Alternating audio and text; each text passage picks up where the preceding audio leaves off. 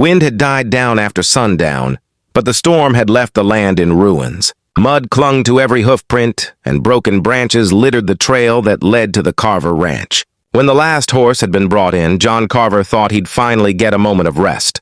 But as he stepped into the barn to hang his saddle, something caught his ear, a sound so faint it barely rose above the rustle of straw. At first, he thought it was the wind again, moaning through the slats. But then it came again, softer, breathless. "A voice! Help!" John froze. He turned slowly toward the far corner of the barn. There, in the dim light from a hanging lantern, a shape moved, small, shivering, half hidden behind a stack of hay. He took a cautious step forward. "Who's there?" The movement stopped. Then a whisper. "Please, don't." He came closer, boots crunching over straw. When the lantern light fell on her face, he felt his stomach twist.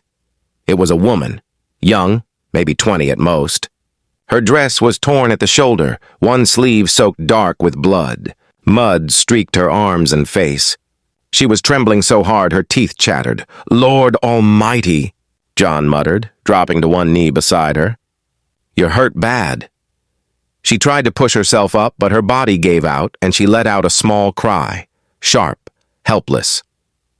"Easy," he said quickly, reaching for her arm. "Don't move. You'll make it worse." Her head shook weakly, eyes glazed with fear. They chased me," she whispered, her voice trembling. "Said I took something. But I didn't. I swear I didn't. Who chased you?" She flinched at his tone, curling up as if expecting a blow. "Men from town. I ran till I fell. My horse. He bolted. I didn't know where else to go." John swallowed hard. He could see where the blood had come from now. There was a gash along her side, just beneath her ribs. It was deep enough to need stitching. He took off his coat and draped it around her shoulders. "All right," he said softly. "Ain't nobody gonna hurt you here. You hear me? But we gotta get you patched up before you bleed yourself dry." She shook her head weakly, whispering, "No. It hurts. Don't touch me." Her voice cracked on the words, and the look in her eyes wasn't just fear. It was the kind born of someone who'd already been hurt one too many times. John froze where he was, letting her see his hands were empty. "I'm not gonna harm you, miss," he said quietly. "Name's John Carver. I own this ranch. You're safe here." Her breathing came fast and shallow. For a moment he thought she might bolt, but then her strength gave out. She slumped back against the hay, her hand clutching her side. Blood was seeping through her torn dress again. He couldn't just stand there and watch her fade. "I need to clean that wound," he said gently. "You can hate me later if you have to, but right now, if we don't stop that bleeding, you ain't seeing morning." Her lips parted, and she gave a tiny nod, half consent, half surrender. John grabbed a basin and a strip of linen from his saddle kit. He poured water from his canteen, warming it slightly over the lantern's flame, then knelt beside her again. His hands were rough and calloused, but he moved with the kind of care usually reserved for breaking colts or holding a newborn foal. When the warm water touched her skin, she winced. Her body tensed so tight that it looked like pain itself was trying to break her. "Easy," he murmured, steadying her shoulder with one hand. "Easy. It hurts," she moaned, voice trembling through clenched teeth. John froze for just a heartbeat, the words echoing through the still barn. He saw her eyes squeeze shut, her breath coming in ragged bursts. He realized she wasn't just hurting from the wound, she was terrified. "I know," he said quietly, almost a whisper. "I know it hurts, but it'll be over quick." His voice softened like worn leather, low and sure. Something in his tone must have reached her, because her breathing slowed a little, and she stopped pulling away. He worked fast but careful, cleaning the blood and dirt from her side. Every time she winced or gasped, he murmured something low, just steady sounds meant to keep her anchored. "You're doing fine. Just a little more. That's it." When he reached for the needle and thread, her eyes went wide. No, she whispered. Please. Look at me, John said gently. She did. I know it's scary, but if I don't stitch it, you'll get sick. Fever'll take you. You don't want that. She nodded shakily, tears glinting at the corners of her eyes. He began to sew the wound, one careful stitch at a time. She whimpered, biting down on her sleeve to keep from crying out loud. John's chest ached with every sound she made. When it was finally done, he tied the last knot and sat back, his hands trembling from the tension. She was pale but breathing steadier now. That's it, he said quietly. You made it through.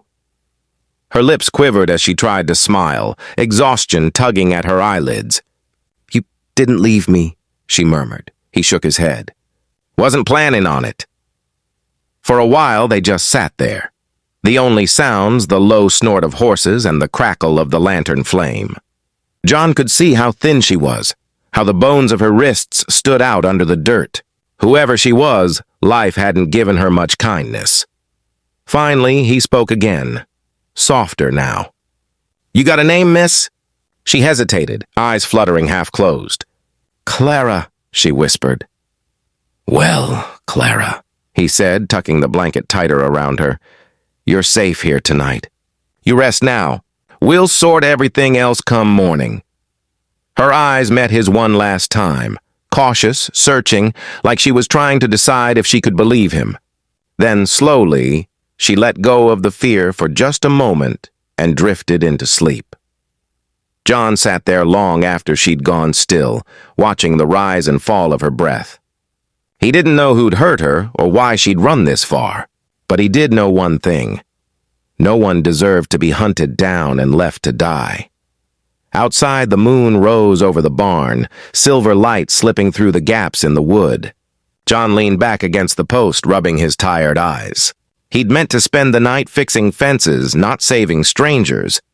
But life had a way of throwing broken souls across each other's paths. And maybe, just maybe this time, he wouldn't let another one slip away. When morning broke, the world outside was drenched in frost and pale gold. The sun had climbed just enough to paint the edges of the barn roof in light, but inside, it was still dim, quiet enough that the soft rhythm of Clara's breathing filled the air.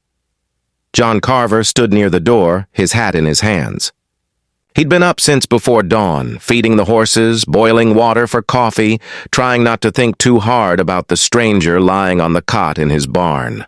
But every time he looked at her, he felt that strange heaviness again, a pull somewhere between guilt and something gentler, something he hadn't felt in years. When she stirred, he turned quickly. Clara blinked against the light, confusion clouding her eyes at first. Her hand went to her side, then stopped when she felt the bandage. It wasn't a dream, she whispered. No, ma'am, John said quietly, stepping closer. You're safe. You passed out last night after I patched you up.